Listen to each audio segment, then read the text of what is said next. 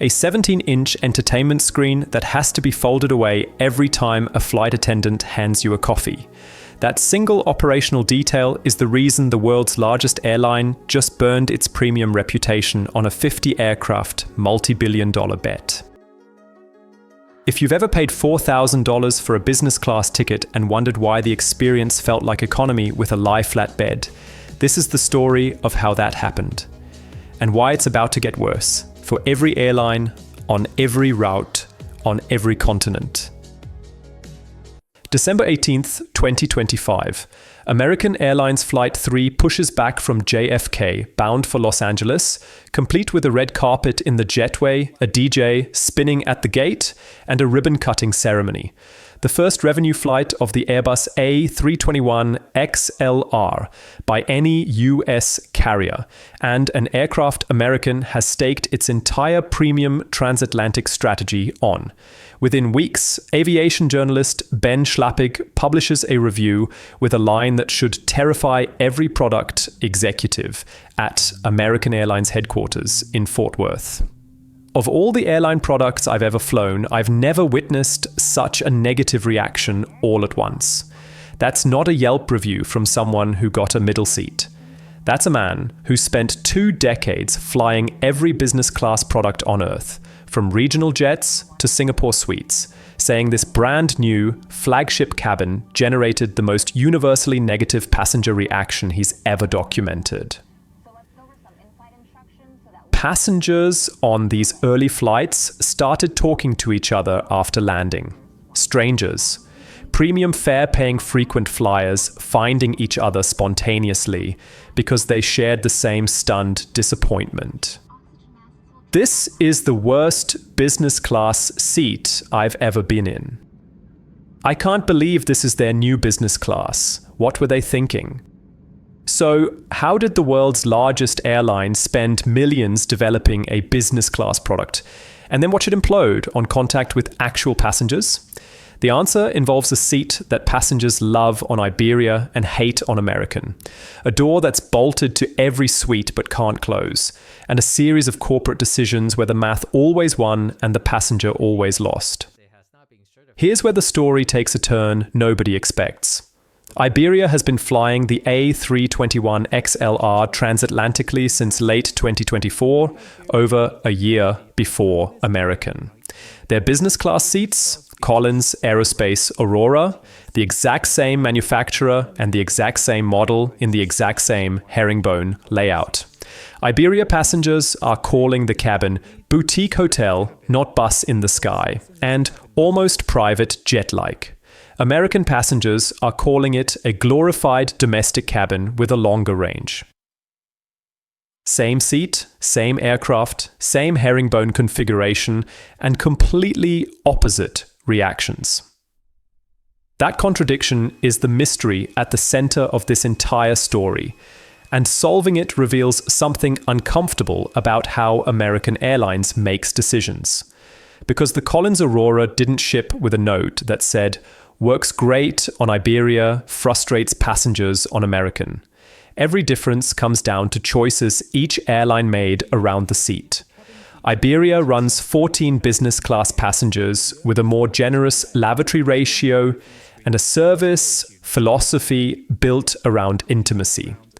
American packs in 20 passengers, squeezes harder on the galley, and launches with features that aren't certified yet. Same platform, different philosophy, and passengers can feel it immediately.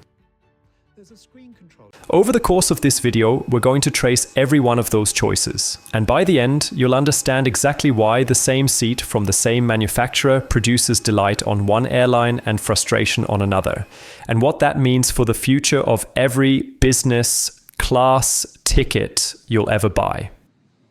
Let's rewind. Because to understand the disappointment, you need to understand the pitch. American ordered 50 A321XLRs back in 2019 during the Paris Air Show.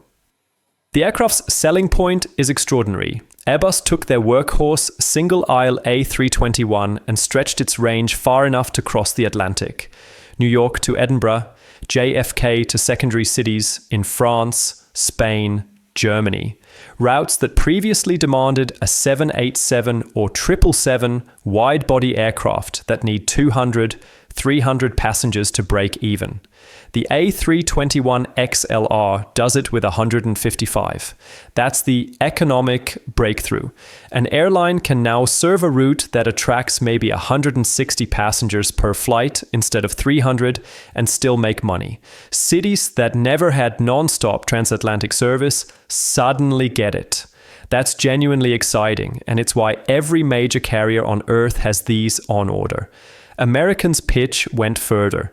Their A321XLR wouldn't just open new routes, it would do it with a premium product worthy of the transatlantic fare. 20 flagship suite seats with lie-flat beds, direct aisle access, suite doors for privacy, and a 17-inch 4K entertainment screen.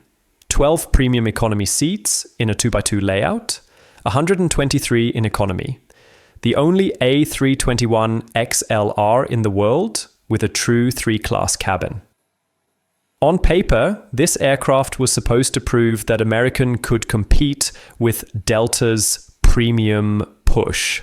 That narrow body didn't have to mean narrow experience. The marketing showed suite doors closed, privacy, exclusivity, your own personal space at 40,000 feet, and then passengers boarded. And that matters far beyond American. The A321XLR represents a strategic pivot for the entire industry. If this aircraft can deliver a credible premium product on thin routes, it unlocks hundreds of city pairs that currently have no non-stop service. If it can't, if business class on a narrow body is fundamentally a downgrade, then every airline betting on this aircraft has a problem, and they're all betting on it. This is the detail that breaks the whole thing open. Every time food or drinks arrive in American's A321XLR business class, passengers must fold their entertainment screen flat. Not just during takeoff and landing, during meal service, snack service, every beverage run. The screen swings out from a side console into the crew's working space, and American's procedure manual says it has to be stowed before anything gets served. On a 7-hour transatlantic flight, your screen might disappear 3, 4, 5 times, each interruption lasting several minutes while the cart works its way through 20 business class seats, served by a single aisle barely wider than your shoulders. That's annoying in economy. In business class, where you're paying a premium specifically for an elevated experience, it borders on absurd. Here's the internal American Airlines crew directive, word for word. For your safety and the safety of our customers, do not serve over or under the BC video screen if it is pulled out. Kindly ask the customer to close it while serving them. That's not an FAA regulation. That's not an Airbus requirement. That's not a Collins Aerospace limitation baked into the seat design. That's a policy choice written by someone in American's operations department, applied to a brand new premium product that passengers are paying thousands of dollars to sit in. And it reveals a pattern that runs through every aspect of this product. When American faced a decision between passenger experience and operational simplicity won. Every time.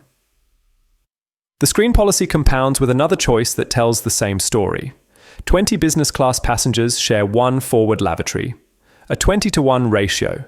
Iberia runs the same Collins Aurora seat on their A321XLR, but installs just 14 business class seats, which means a better ratio and less pressure on that single forward lavatory. The result? Reviewers consistently describe Iberia's cabin as intimate and well-paced, while American's feels congested and compromised. American looked at the same fuselage, the same platform, the same basic engineering toolkit, and squeezed harder than anyone else. Here's what makes that significant. The screen stowage policy is a memo, not a hardware constraint. American could change it tomorrow. The fact that they haven't, weeks into commercial service, tells you everything about how this airline weighs passenger complaints against operational standardization. And that calculus applies to every product decision they make going forward. Every piece of marketing American released for the A321XLR showed the suite doors closed, privacy, personal space, the signature feature of their new flagship suite product. When passengers board the aircraft, the doors are physically there, attached to every business class seat, visible, tangible. You can touch them. You just can't close them. When American launched revenue service in December 2025, those suite doors were locked in the open position. They hadn't cleared FAA certification, a process the airline knew about well in advance. Certifying interior components that could affect emergency evacuation takes time. The doors need to open reliably under stress. They can't block the aisle, and they have to survive specific force loads. American knew all of this. Collins knew all of this. And American launched anyway. They even proactively emailed business class passengers warning them and offered 5,000 A-Advantage miles as compensation. Think about that for a moment. The airline built the expectation of locked doors into its compensation budget before the first flight ever departed. This wasn't a crisis response. It was a planned launch with a known gap. Heather Poole, a serving American Airlines flight attendant, described the business class cabin with its locked open doors on X as looking like passengers were lying in luxurious coffins or dog crates. That's not a disgruntled outsider. That's someone who works these flights, posting publicly in January 2026. The herringbone layout means passengers face the aisle with their backs to the window. Without the doors closed, every person walking to the lavatory has a direct line of sight into your suite. The privacy that justified the suite branding simply doesn't exist yet. Now, is this the end of the world? No. The doors will presumably get certified eventually. American says they'll work by the time transatlantic flights begin in March 2026. But the decision to launch without them reveals something more important than any single feature. It reveals a corporate culture where schedule adherence outweighs product completeness, where the answer to "should we wait until the flagship feature actually works?" was no, launch now, compensate later. And that same instinct, ship it, fix it later, the math works, is the thread running through every decision we've traced so far, from the screen policy to the lavatory ratio to the doors. At every turn, American chose pace over product.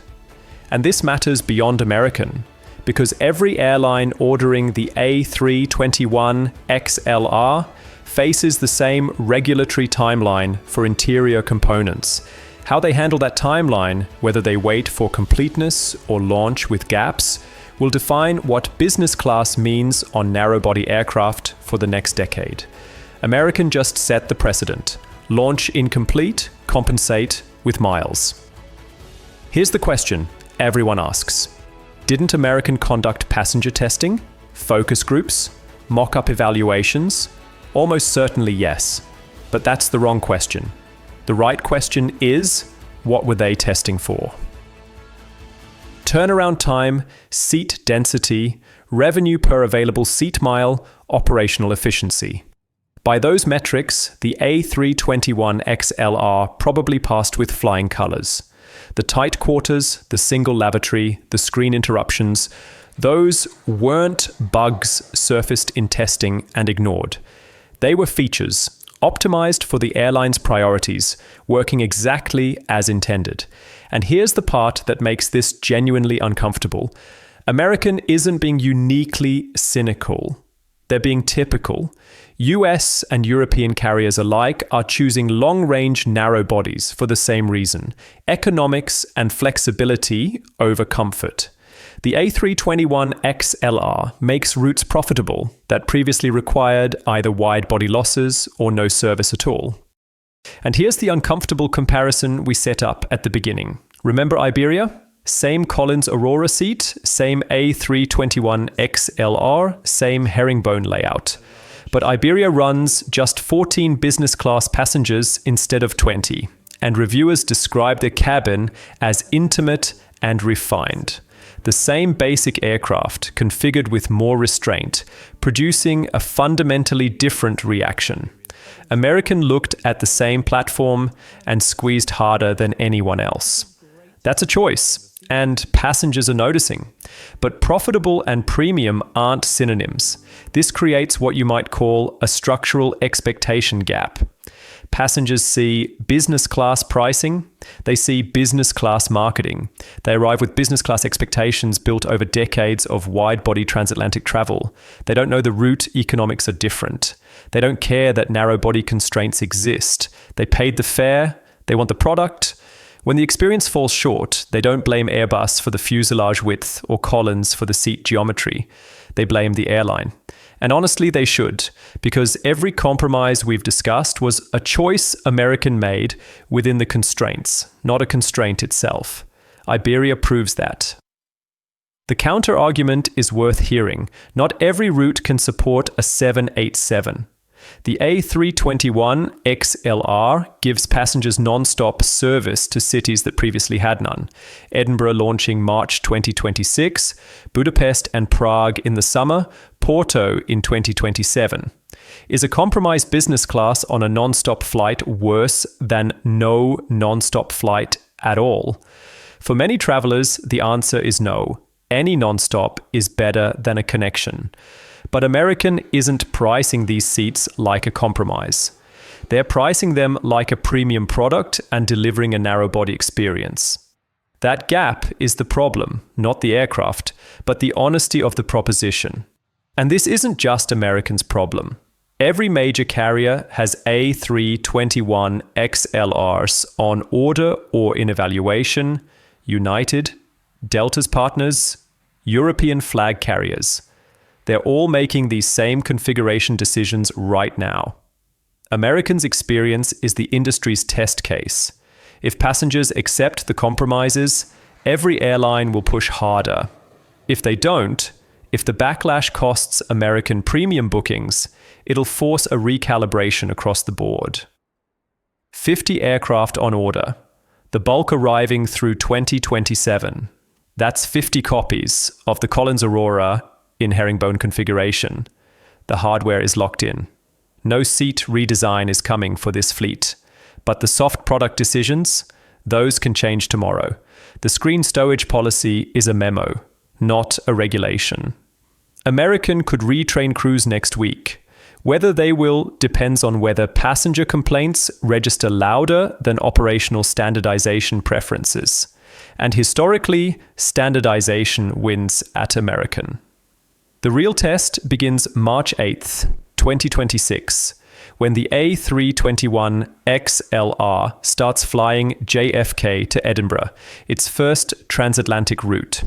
This changes the competitive equation fundamentally. On JFK to LA, passengers have alternatives. Delta flies wide bodies with superior business class. United offers competitive products. American's A321XLR is one option among many, and by most accounts, not the best one. But on JFK to Edinburgh or JFK to Budapest, there may be no wide-body alternative at all. You're not choosing between American's narrow-body business class and Delta's A350.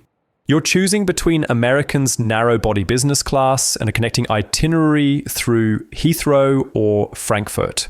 That's where the A321XLR's economics actually make sense, and where passenger tolerance for compromise will be highest. The question is whether American can rehabilitate the product's reputation before those routes launch. First impressions compound, and the impression so far has been brutal.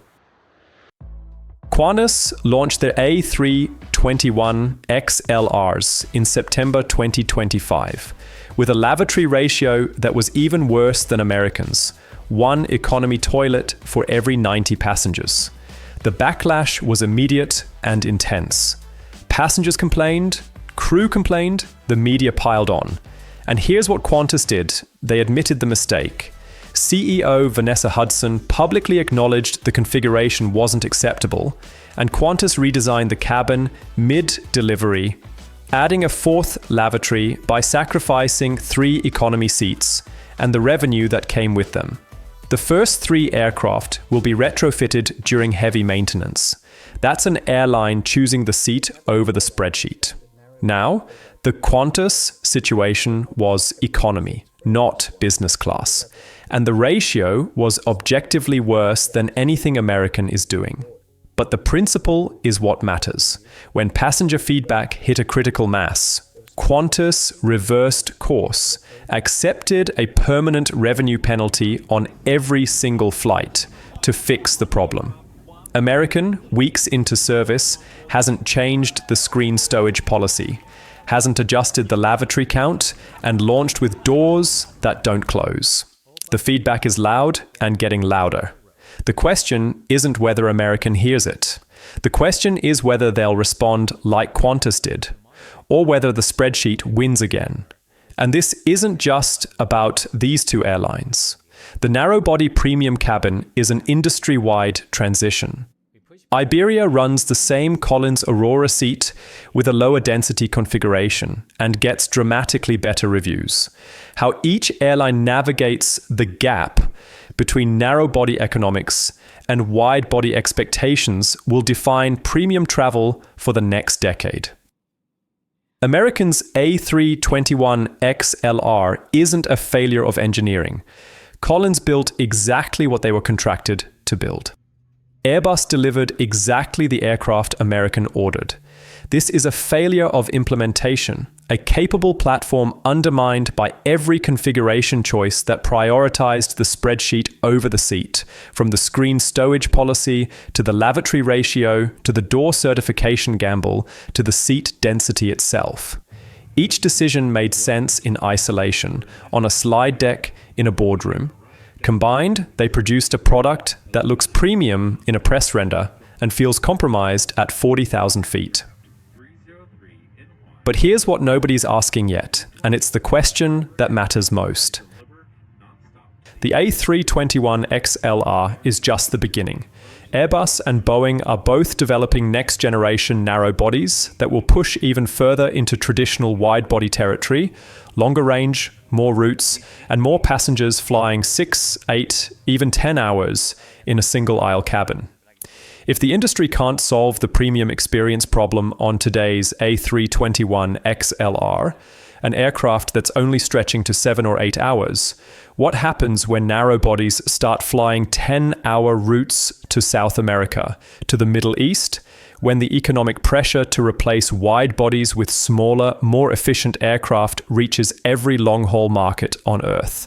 American's A321XLR isn't really a story about one airline fumbling one product launch. It's a preview of a fight that's coming to every premium cabin on the planet. The fight between what the economics demand and what the passenger expects. And right now, the economics are winning. The real question isn't whether American will fix the screen policy or certify the doors. The real question is whether any airline can make a narrow body feel like a premium product on a transatlantic flight, or whether business class is about to mean something fundamentally different than it did 5 years ago. That question doesn't have an answer yet, but every airline with an A321XLR on order is about to help write one.